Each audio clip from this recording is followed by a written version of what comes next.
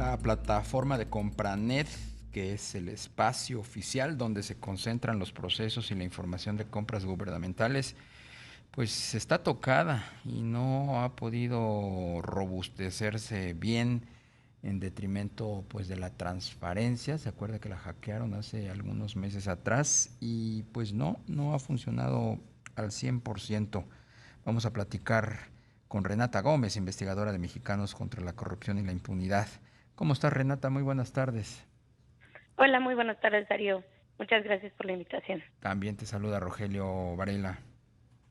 Hola, Rogelio. Saludos, Renata. Renata, ¿qué podemos decir de la operación de Compranet? ¿Se ha logrado pues normalizar al 100% o es algo que ya quedó de alguna manera, como decía hace un momento, tocado? Bueno, pues aquí primero es importante tener los antecedentes de Compranet, que como ya mencionabas, el año pasado hubo una caída de la plataforma de Compranet por más de 2 semanas y eso nos imposibilitó saber cómo se estaba usando nuestro dinero, cómo se estaban realizando las contrataciones del gobierno federal. Y a partir de ello, en Mexicanos contra la Corrupción y la Impunidad, hemos estado haciendo un seguimiento muy puntual de la información que hay disponible en la plataforma, pero pues también del funcionamiento de la plataforma. Entonces, en primer lugar, en febrero publicamos un posicionamiento desde Mexicanos porque no habían publicado la información de un solo contrato para 2023. Y el problema es que una vez que ya publicaron la información, pues ahora tenemos, en vez de una base de datos como era antes para consultar toda la información de los contratos, ahora tenemos dos bases que además, pues en esta investigación encontramos que tienen información que está mal clasificada, tienen contratos que tienen registrados ceros de más, como es el caso de un contrato de la Marina, que se registró por 77 mil millones de pesos, cuando al revisar los documentos realmente vimos que era un contrato de 77 millones de pesos. Y el problema, pues no es nada más que ahora tengamos que buscar en dos fuentes que además, digamos, en dos bases de información que además se actualizan ambas diariamente, sino que además encontramos en la revisión que hacemos periódicamente de los contratos del gobierno federal que había habido un aumento muy inusual en las contrataciones catalogadas como otros. Usualmente, pues las contrataciones se registran como adjudicación directa, invitación restringida o licitación pública y en algunos casos se registran como otros. Por ejemplo, si es un contrato entre entes públicos, si son contrataciones realizadas con crédito externo. Y encontramos que en esta ocasión, en el primer trimestre de 2023, había 58% del monto clasificado como otros. Obviamente nunca habíamos visto algo similar en años anteriores y pues además parecía una aparente mejora en el monto gastado, por ejemplo, por adjudicación directa, que es pues siempre de los primeros focos rojos que nos prenden en las contrataciones públicas, pero pues en Mexicanos hicimos una reclasificación usando, por ejemplo, título del expediente o descripción del contrato para reclasificar todos aquellos que mencionaran si era una adjudicación directa o una licitación pública.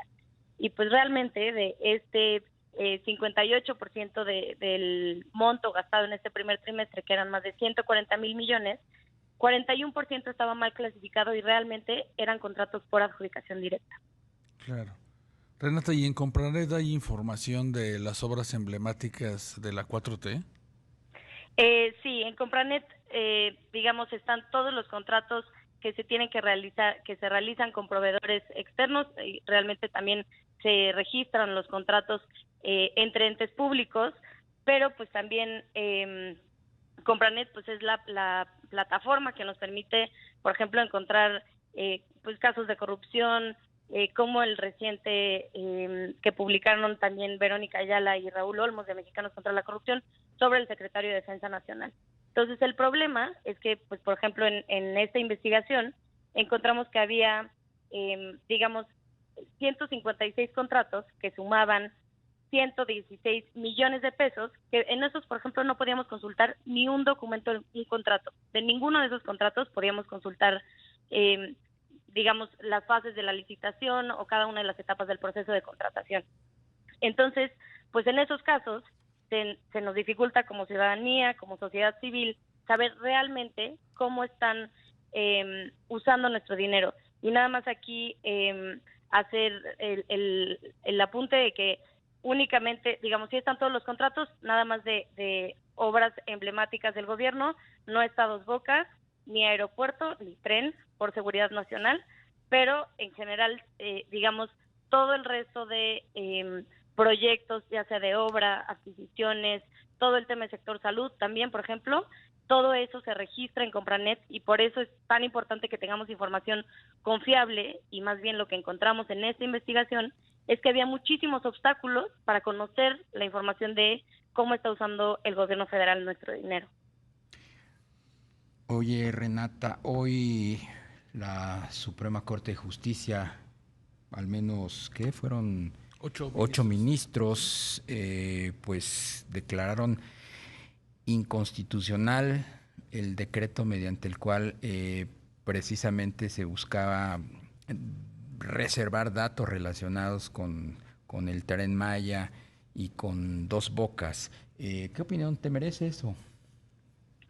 Pues bueno, ahí es una parte importante también hacer, por ejemplo, un énfasis en que, por ejemplo, para el aeropuerto, supimos cómo se gastó uno de cada 4 pesos y todo esto fue gracias al INAI. Entonces también por eso es muy importante la decisión que se tomó hoy y pues también sobre todo relevante en este contexto hablar de la transparencia y exigir también de las autoridades de Hacienda, que es la encargada de la plataforma de Compranet, pues en primer lugar que nos aclaren por qué han habido tantos cambios en la plataforma y por qué no podemos acceder a la información de las contrataciones públicas pues del gobierno federal, porque pues si bien, por ejemplo, al hacer nuestra reclasificación de los contratos y encontramos realmente que de cada 100 pesos gastados, 37 eran por adjudicación y 55 por licitación, pues también encontramos que pues si esta aparente mejora en licitación pública, que es el procedimiento que debería de ser la regla,